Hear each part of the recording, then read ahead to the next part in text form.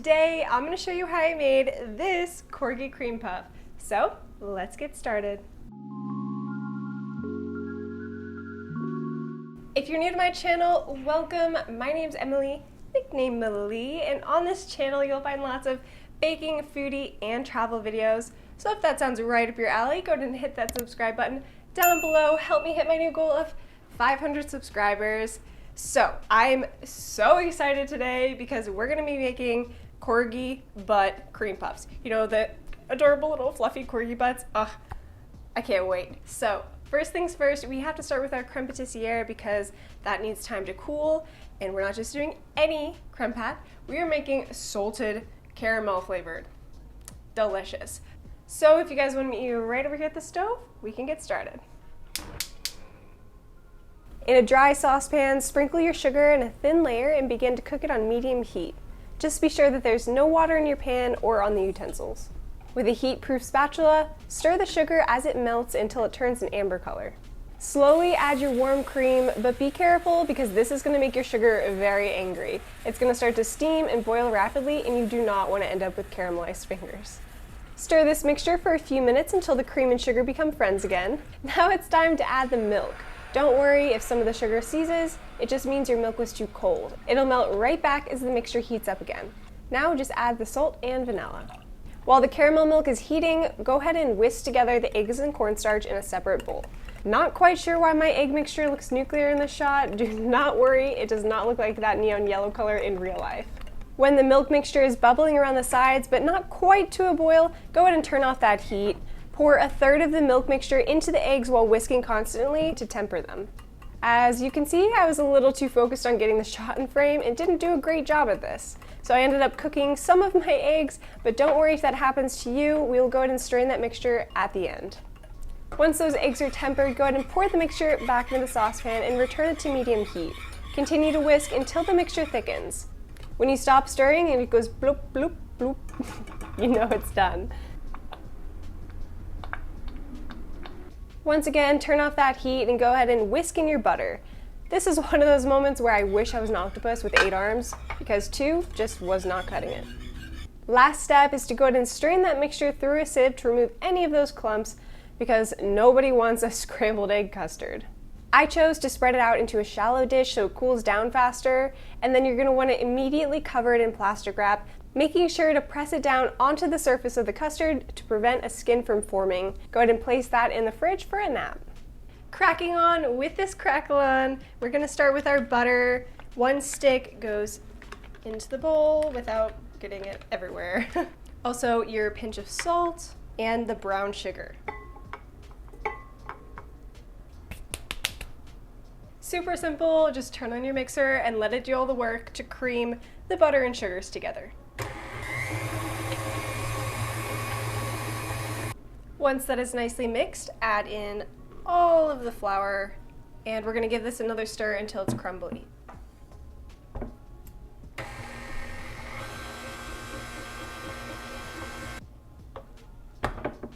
Every day I'm crackling. Now all that's left to do is plop the dough onto some parchment paper and roll it out. That's all you have to do. This is such an easy addition to your cream puffs to impress people because it adds this like crispy, crunchy cookie layer to the outside of your cream puff. And it honestly keeps the shell of the profiterole crispier longer because when you put that, diplomat cream inside, it tends to get a little bit, mushy. So having that extra crispy layer really helps keep it fresh for longer. I've been like wielding this rolling pin above my head for way too long. I need to roll this out. So you want this to be rolled out pretty thin, about 1/8 of an inch, and now I'm just going to throw it in the freezer to set up. This unappetizing looking mixture is just the salt, sugar, butter, and water that's needed to start making our pate choux. So in a stainless steel pan, turn the heat onto medium and bring this mixture up to a boil. You're going to want to make sure that all of your sugar, salt, and butter have fully dissolved into the water by this point. Now turn off the heat and dump all of the flour in at once. Stir this mixture together with your spatula and press out any of the lumps of flour. When the mixture comes together, return the pan to medium heat and continue to stir and flip so it cooks evenly. Because the cook time will vary depending on the heat you use and how wet your dough was to start, I'm just going to give you visual indicators to tell when it's done. Right now, basically you're just trying to cook out as much of that water as possible, because the more you evaporate, the more eggs you'll be able to add in later and the better the outcome. Here you can see that the dough is starting to form a film on the bottom of the pan, but it's not quite there yet. So just keep cooking, just keep cooking, just keep cooking, cooking, cooking. And finally it's done. See that thick layer of film that was left on the bottom of the pan? That is exactly what you're looking for. Now just let that dough cool down for a few minutes and then we can get started on to the next step. The oven is preheating and now it's time to finish up our pate choux. And I don't mean choux as in shoe, I mean choux and choux, like the French word for cabbage. Not really sure why it's called that. I guess they look like little cabbages. So the dough that I just cooked has cooled for a few minutes and it's ready for vanilla. And I'm just going to turn on the mixer and start to pour in a little bit at a time. Make sure to wait until all the eggs have emulsified in this batter before adding any more. And you can also totally do this by hand. You don't need a stand mixer. It's just easier. My mixture is still looking pretty dry, so I'm going to go ahead and add some more eggs in. Depending on how much water you got out in the beginning, you might not need to add all the eggs. So what you're looking for is if I dip my little paddle attachment, I'm looking basically for this V, and if I dangle it, it doesn't immediately drip off. If it does, your batter is too thin and you might need to restart, which is why it's very important that you add your eggs very slowly at the end. Now that all the hard work is behind us, we're gonna shape our corgi butts. This is gonna be the most fun part. Actually, I think the most fun part is eating it, so I take that back. Once you're happy with your choux pastry fillage, that's a weird way to say it, we're just gonna snip off the bottom. Let me get the scissors. Why did I just do that little dance? I don't know. I'm just really happy about making corgi butts, I guess. So I'm gonna aim to make each of my butts about this size. Voila! One cheek down, another cheek down. So when you're piping these, you're gonna wanna keep the piping tip pretty close to the mat and push, and everything will go out sideways. And you're gonna want that because if you pull up too much while you're piping, it's gonna create like a hot dog shape, and that's an eclair, that's not a puff pastry, so, I mean, a cream puff, profiterole. Puff pastry is a completely different thing, just put that to the side, we'll do that another day. My friend Courtney, you may recognize her from the cookie video I did a few weeks ago. She has a corgi named Rue, and that dog is like a model dog. She's so, so cute. I personally really want a husky. Jonathan wants a French bulldog. I just think that would be like the most hilarious combo. Like a huge, beautiful husky and a little tiny, stout French bulldog. Oh my gosh. Opposites, so cute. And also Frenchies and huskies like to talk a lot, which I love. Some people are like, I could never ever deal with a dog that talks that much. I think it's so cute. It just adds a little bit of personality to them. I really love it. I would talk right back to them. I'm that crazy dog lady. The Craquelin. Release the Kraken. Anyway, alright, so I'm gonna take these little stamps. Ooh. Basically just cut a bunch of these little frozen Craquelins out.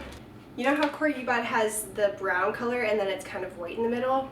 We're gonna create that by cutting out a little section basically of the Craquelin. Just gonna kind of make a moon shape like this, and we're gonna place it here and right here. And that's gonna create the little corgi booty. Ah, so cute. Last step before baking them, we're gonna add the tail and the feet. So between the little two Craquelins, just press and pull. Just pat it down so the tip doesn't burn too quickly. Just gonna add two little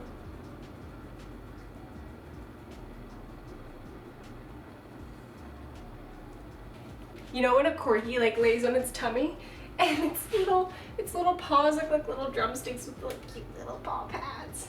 Alright, I'm gonna go ahead and finish the rest of these up before I go a little bit crazy.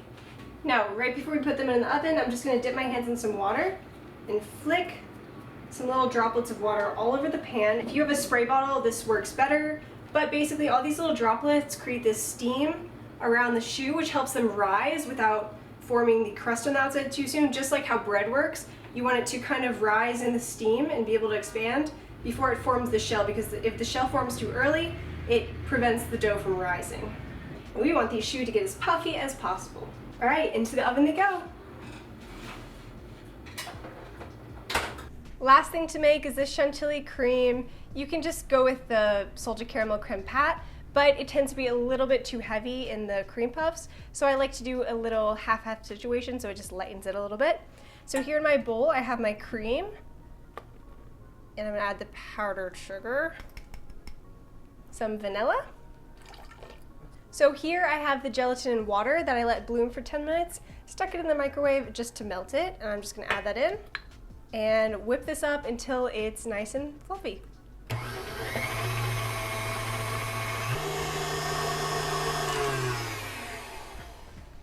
Now that I have my light and fluffy cream, I'm just going to add about 2 cups worth of this salted caramel creme pat, just to give it some flavor. You can do all of it if you want more of a salted caramel flavor. It just depends on, the consistency you want. I personally want a lot of caramel flavor. That is so good. I'm just gonna stick this in the fridge until we're ready to pipe our little corgi butts. Yee, looky how cute they are. Oh my goodness. All right, they just need some final touches, so we're gonna go ahead and fill them first. So here I have a star tip, and I'm just gonna go on the bottom of both of my sides, give it a little press in, and boop. Now with my pastry cream, I'm just gonna fill it up. You can kind of see it start to bulge right there. That's when you know it's full. Ooh, this booty's got some weight to it now. It's a thick booty. To finish off my corgi cream puffs, I'm just gonna add some white chocolate right here into the middle booty area, as well as some dark chocolate for the little paws. So, I got some chocolate melted here, and we're just gonna get to decorating. This is gonna be so cute.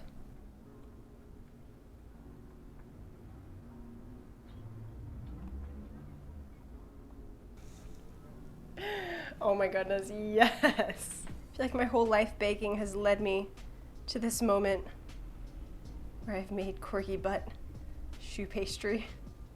That is so stinking cute, oh my gosh. And now for the adorable little paws. Eee.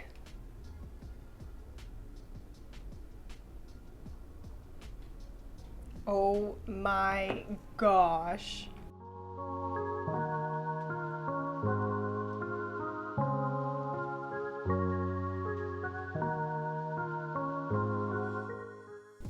Look at how cute these turned out.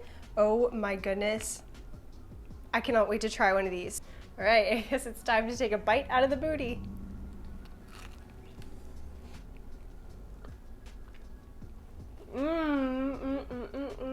Wow. Look at how much cream fits in there. It's so good. These corgi butts are so good. I never thought I would say those words all together in a sentence, but it's true. Everything just marries so well. The crunch from the Craquelin, the delicious caramel pastry cream, everything is just bootylicious. Can you call food bootylicious? I'm not quite sure. Thanks for watching, guys. If you like this video, be sure to hit that like button. It would really help my channel out. And if you decide to make these corgi cream puffs, please tag me in any photos on Instagram or right here at Made by Malie. I would love to see your recreations. And don't forget to hit that subscribe button so you don't miss out on any of my future videos, and I will see you in the next one. Bisous!